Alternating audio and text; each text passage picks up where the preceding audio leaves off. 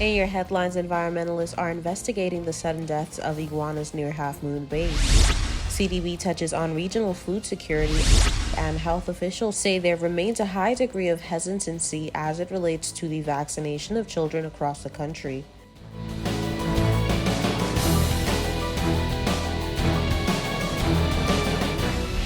From the PTV Broadcasting Headquarters in Providencial is your number one source for news.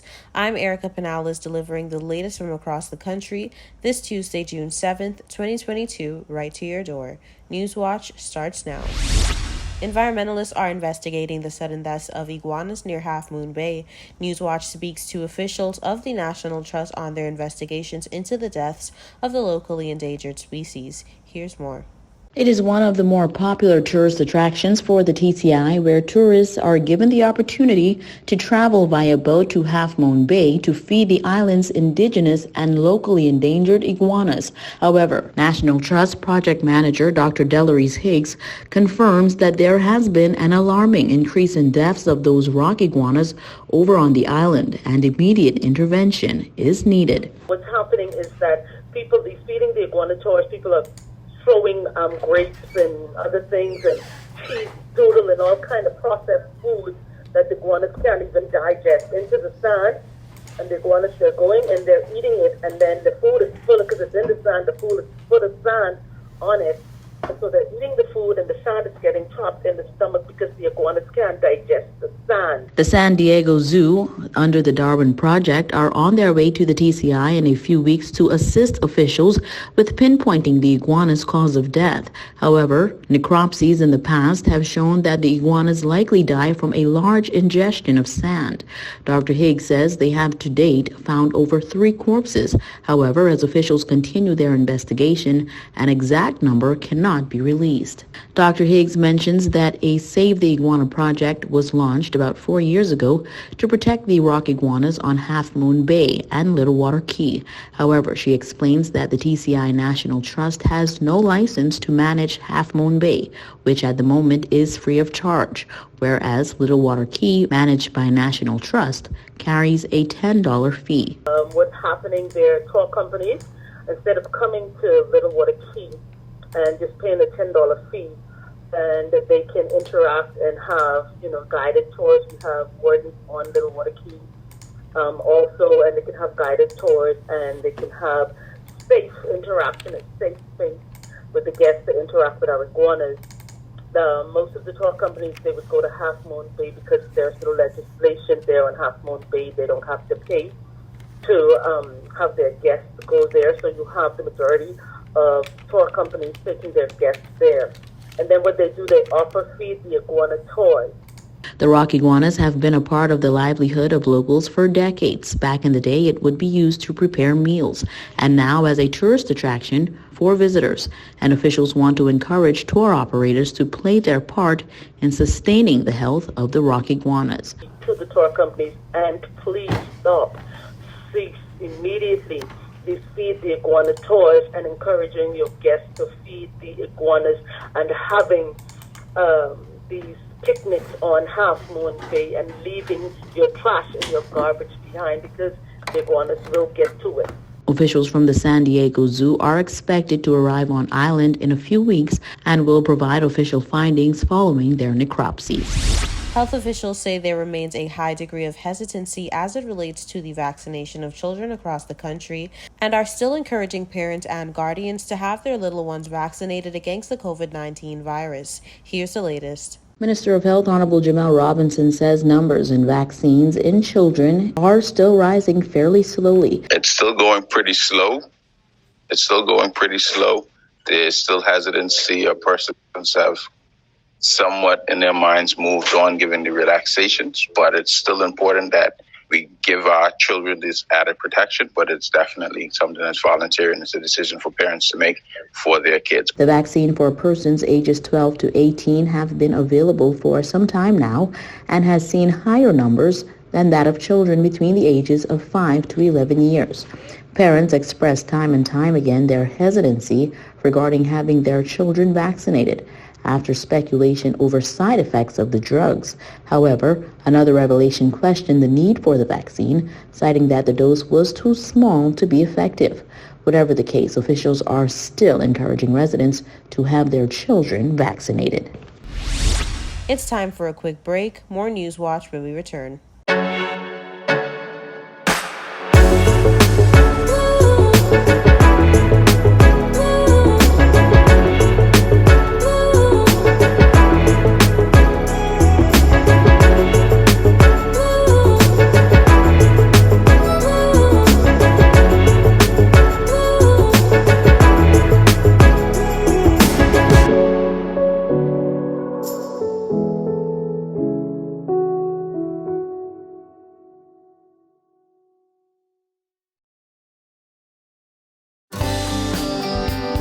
This is a reminder that all PTV service accounts are due on the first day of each month. Accounts should be brought up to date by the 28th of the month to avoid disruption in service. Payments may be made on our office at Stubbs Diamond Plaza, Providenciales, Mides Plaza, North Caicos, and Airport Road in South Caicos. Payments may also be made online using Scotiabank, CIBC First Caribbean Bank, and Royal Bank of Canada. Please allow 3 business days for online payments to be processed. We thank you for your cooperation.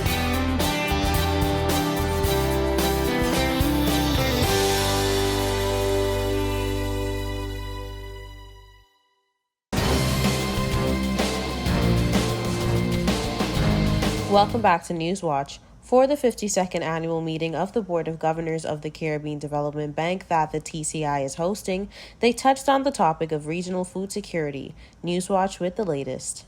The conferences that have been taking place virtually since June 1st up to the 10th and June 13th to the 16th, 2022 on Providenciales under the theme Measure Better to Target Better Adaptation and Resilience. The first seminar focused on improving connectivity to achieve regional food security, and as we learned, it is the first in a discussion series on improving connectivity to foster market integration, achieve food security, and drive shared growth and prosperity in the Caribbean. Food security was the main focus in this seminar, as food security means that all people at all times have physical, social, and economic access to sufficient, safe, and nutritious food that meets their food preferences and dietary needs for an active and healthy life. CDB, guided by agricultural strategy and policies and strategic plan, has channeled increasing resources to agriculture, seeking to improve both environmental and infrastructure to encourage greater efficiency across agriculture value chain, providing support to Caribbean Agriculture, Health and Food Safety Agency to develop guidelines on capacity buildings to implement interregional trade in agriculture, which, as stated by Isaac Solomon, VP, Operations at the CDB, has already been done and still continues to be in the works. We have provided support for the Caribbean Agriculture, Health and Food Safety Agency to develop guidelines and capacity building to facilitate intra-regional trade in agriculture. Assisted the CARICOM Organization for Standards and Quality CROSCU to enhance the regional quality infrastructure in 11 countries. Approved $15 million for Haiti to focus on increasing agricultural productivity and improving food and nutrition security. Allocated to the government of Jamaica approximately $54 million from the United Kingdom Caribbean Infrastructure Partnership Fund to introduce new climate-smart agriculture technologies and strengthen food safety infrastructure and systems.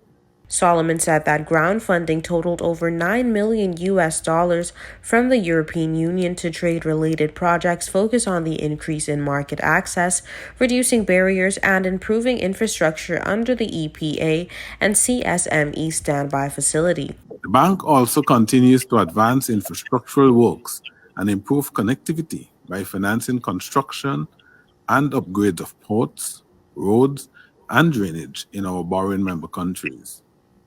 Some of our largest projects undertaken are currently underway in St. Vincent and the Grenadines and in Guyana, with others at varying stages of implementation. All these mentioned by Isaac are critical to enhancing our logistics system, as we learned, and as he explained, not only to create competitive economies with improved connectivity and market linkages, but they will also contribute to creative sustainability and better use of resources. Pierre Bond, the new trade facilitation advisor at the International Trade Center, was also a presenter at this seminar, bringing to attention the impact on international trade and what needs to be done in order to achieve this flawlessly throughout the Caribbean region. Governments and the business community to sit together, to identify the problems together, to prioritize the solution together, to design the policies together. And it's only through this mechanism of public-private dialogue that success will be reached. Because there are many private sector stakeholders, there are many government agencies in the supply chain, and no single one of them can find suitable solution on their own. And it's only through this holistic and comprehensive approach of dialogue, getting government and the private sector in the same room, at the same table, that real reform will happen. Stay tuned for more of this story in a subsequent newscast. On June 4th, 2022, in Bridgetown, Barbados, the plea to make dollars make sense arose and is getting government attention nationwide.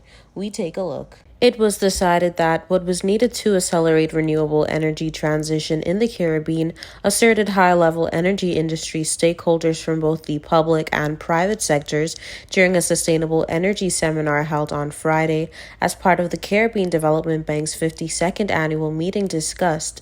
The seminar was entitled, "What do the Global Sustainable Development and Net Zero Agendas Mean for the Caribbean's Energy Transition?" Panelists were Dominica's Minister for Planning, Economic Development, Climate Resilience, Sustainable Development and Renewable Energy Honorable Dr. Vince Henderson, Trinidad and Tobago's Minister of Energy and Energy Industries, Honorable Stuart Young, Chief Executive Officer of Seleco Angela Rainford, developer of Jamaica's largest solar farm and chairman of the Caribbean Renewable Energy Forum, Jerry Butler. Newswatch learns that while the panel advanced differing views and recommendations on exactly how to do this, they agreed that with the small size of most Caribbean markets, financial feasibility must be the overriding concern. In speaking about his country's forays in regarding particularly geothermal, Minister Dr. Henderson stated, quote, "We are talking about small markets. Let's not kid ourselves. With a country like Dominica, our installed capacity is about 26 megawatts, and since Hurricane Maria, our peak is about 15 megawatts. He noted that no private partner is coming into this because they want to save the environment so much that it is the only thing that matters to them, and added that as a policy maker, challenges have arisen in trying to bring on private sector partners who can facilitate renewable energy projects with an affordable end cost for local residents. He continued, "They expect a return on that investment, so what we found out is that when the rubber hits the road, we get a few more bumps. The challenges that we faced in the case of Dominica, we went to tender in 2019, and the reality of the number that came to us was nothing close. As a matter of fact, twice what our consultants told us it would cost to do that project." CREF Chairman Butler contended that there is private sector interest and financing available, but that to make it make sense for investors, government in the region need to step up and speed up. What we found at CRF this year was that there was a huge amount of funding available, both grant funding and technical funding, and in terms of private sector funding. Speaking from the perspective of the private sector, Rainford asserted that both governments and investors must start from a position of where is the money going to come from to pay back all of this investment. On the question of how to make high initial investment costs feasible in small countries with relatively low levels of energy consumption, Minister Young raised the point of grant funding and how it could and should be used. He advanced a role for CDB as a clearinghouse to channel investment into the sector in the region. More of this story in a subsequent newscast. Don't touch that remote. We'll be right back. Coming up next is your weather forecast. This is a reminder that all PTV service accounts are due on the first day of each month. Accounts should be brought up to date by the 28th of the month to avoid disruption in service. Payments may be made on our office at Stubbs Diamond Plaza, Providenciales, Mides Plaza, North Caicos, and Airport Road in South Caicos. Payments may also be made online using Scotiabank, CIBC First Caribbean Bank, and Royal Bank of Canada. Please allow 3 business days for online payments to be processed. We thank you for your cooperation.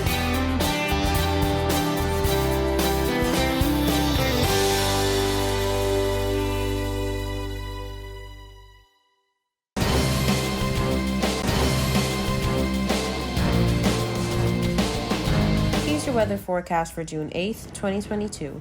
For the nation's capital, Grand Turk, on Wednesday, partly cloudy skies, high 84, low 79, winds east-southeast at 15 to 25 miles per hour. For South Caicos on Wednesday, partly cloudy skies, high 84, low 79, winds east-southeast at 15 to 25 miles per hour. For North and Middle Caicos on Wednesday, partly cloudy skies, high 85, low 79, winds east-southeast at 10 to 20 miles per hour. For Perry Pine Key on Wednesday, partly cloudy skies, high 85, low 80, winds east-southeast at 15 to 25 miles per hour. And on Providenciales, partly cloudy skies, high 85, low 80, winds east-southeast at 15 to 25 miles per hour. Now for your sunrise and sunset. Sunrise 6:06 a.m., sunset 7:32 p.m. And for your high tides and low tides, high tides 2:28 a.m., 3:07 p.m., and low tides 8:45 a.m., 9:22 p.m. And for your hurricane outlook, for the North Atlantic, Caribbean Sea, and Gulf of Mexico, tropical cyclone formation is not expected during the next 5 days. And that's it for your weather forecast and hurricane outlook. We'll be right back for more News Watch.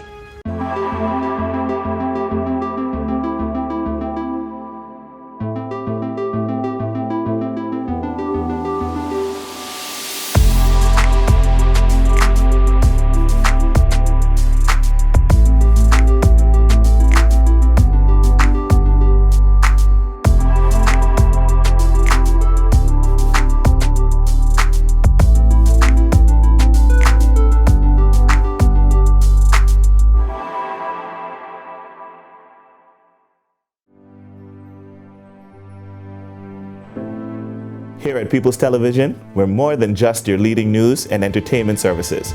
We are spreading the gospel.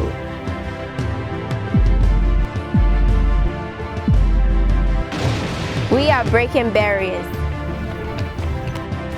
We are preserving the culture. Each one, teach one. We are committed to excellence. We're creating change. We are creating memories. We are the future. I am PTV. I am PTV. I am PTV. I am PTV. We are PTV. We are continuing the legacy. We are PTV.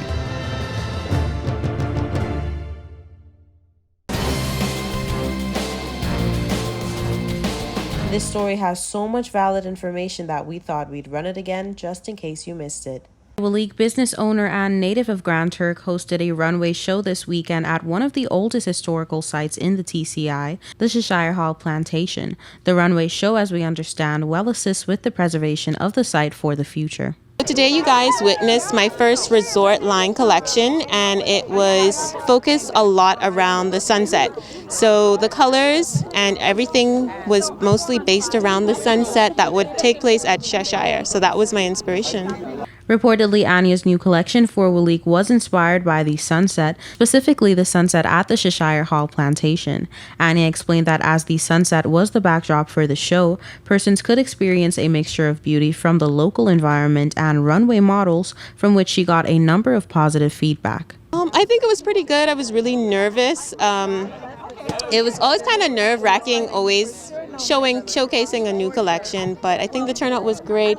Everyone's response was really positive, so I feel that they were really receptive to the line.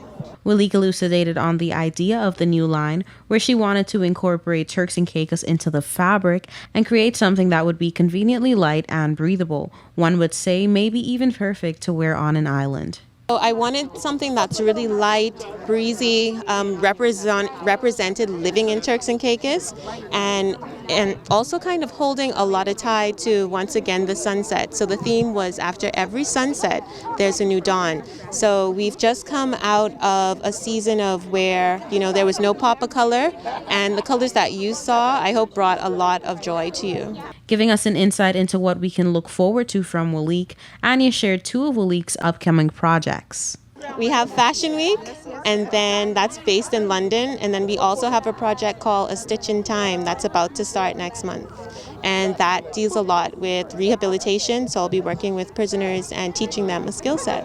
Finally, Waleek shared her feelings of gratitude with Newswatch, thanking her supporters who aided her in making the runway show possible. Check us out on Instagram.